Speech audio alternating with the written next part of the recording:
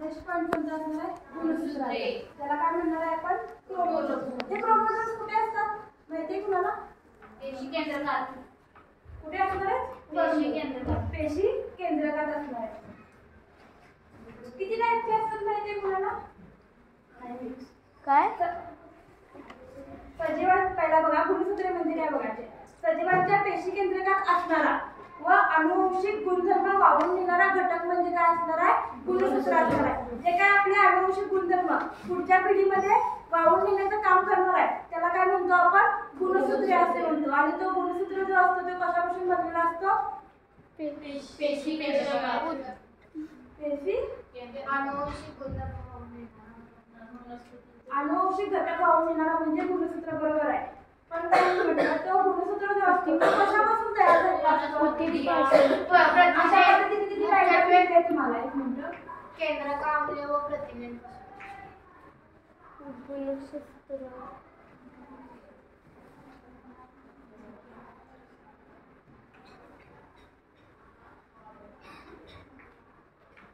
Diagram दिलेली आहे तुम्हाला? हां. त्या वरच्या भागाला काय म्हणणार आहे आपण? गुणसूत्र भुजा. गुणसूत्र भुजा.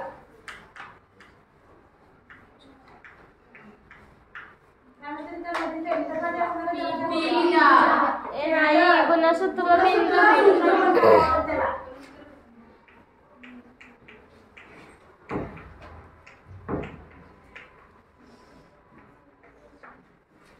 आणि त्यानंतर ही वरची जी आर्म असणार आहे किंवा ज्या भुजा असणार आहेत त्याला काय म्हणणार आहे? पी भुजा. भुजा असं म्हणणार आहे. आणि जी खालच्या साईडचं असणार आहे त्याला काय म्हणणार आहे? भुजा असं म्हणणार आहे. आणि हे जे आपल्याला दोरीसारखं दिसतंय त्याला काय म्हणतो आपण? मग हा इथंच फक्त असतो का? हा जो पूर्ण गुणसूत्र आहे तो कशापासून बनलेला असतो? डीएनए पासून बनलेला असतो. आणि आपल्या डीएनए मध्ये मग ते प्रथिने असतात. मग डीएनए मध्ये काय काय असतं ते आपल्याला नेक्स्ट पॉइंट मध्ये बघायचं आहे. प्रॉपर डीएनए मध्ये काय काय असतं ते पूर्णपणे आपल्याला नेक्स्ट पॉइंट मध्ये डीएनए आणि आरएनए नावाचा पॉइंट आहे. पण हे गुणसूत्र जे आहे ते कशापासून बनलेला असणार आहे? डीएनए पासून बनलेला असणार आहे. आता ह्याचा जो हा गुणसूत्र बिंदू आहे हा गुणसूत्र बिंदू कुठे प्रेझेंट आहे किंवा कोणत्या ठिकाणी आहे याच्या बेसिसवरती काय झालेलं आहे किंवा ह्याच्यावरती त्याचे 4 टाईप पडलेले. त्यामध्ये फर्स्ट टाईप असणार आहे मध्यकेंद्री.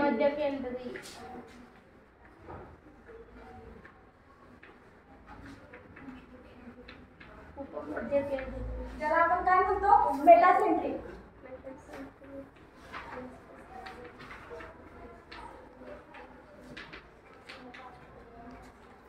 त्याला काय म्हणणार आहे आपण? मेटासेंट्रिक असं म्हणणार आहे. या गुणसूत्र बिंदू कसा असणार आहे? मध्य भागात असणार आहे. एकदम कसं असणार आहे? सेंटरला असणार आहे. माहिती डायग्राम आपण कशी काढणार आहे? असं एकदम सेंटरला असं काय असणार आहे त्याचं गुणसूत्र बिंदू असणार आहे. आणि अशा पद्धतीने आपल्याला काय बघायला मिळणार आहे?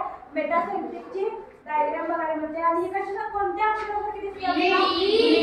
डी अक्षरासारखी दिसते. मग आपण त्यामध्ये काय लिहू शकतो? मेटासेंट्रिक किंवा मध्यकेंद्री या पॉइंटमध्ये या गुणसूत्रात गुणसूत्र बिंदू कुठे असणार आहे? मध्यभागी असणार आहे. प्लस ते कसं दिसणार आहे आपल्याला? मूळाक्षरासारखं दिसणार आहे. त्यामध्ये त्या भुजा असणार आहेत त्या कशा असणार आहेत? समान लांबीच्या किंवा सेम साईजच्या बघायला मिळणार आहेत आपल्याला. त्यानंतर सेकंड पॉइंट असणार आहे ही डायग्राम दिसते आपण उपमध्यकेंद्री. सेकंड पॉइंट असणार.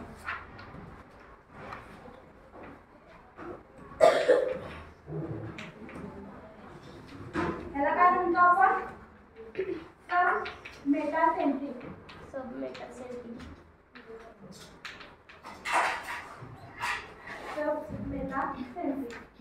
ह्याचं कुठं असणार आहे मग? आपलं गुणसूत्र बिंदू असणार आहे कुठे असणार आहे? मध्याचं काय असणार आहे? जवळपास. आणि ह्याची डायग्राम जर आली तर आपण अशा पद्धतीने काढायची. कसं दिसतंय? इंग्रजीमधल्या या अक्षरासारखं आपल्याला तिथे काय दिसणार? शेप दिसणार आहे. त्यानंतर थर्ड. आणि यामध्ये काय असणार आहे? एक जी गुणसूत्र भुजा असणार आहे ती कशी असणार आहे? थोडी छोटी असणार आहे. आणि दुसरी कशी असणार आहे मोठी असणार आहे. आणि त्यानंतर थर्ड पॉइंट असणार आहे अग्रकेंद्री.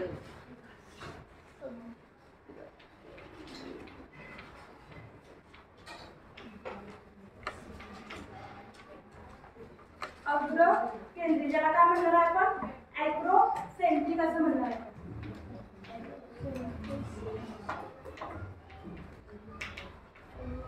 आता हा मध्यबिंदू किंवा गुणसूत्र बिंदू कुठे असणार आहे त्या गुणसूत्र बिंदू टोकाच्या जवळ असणार आहे.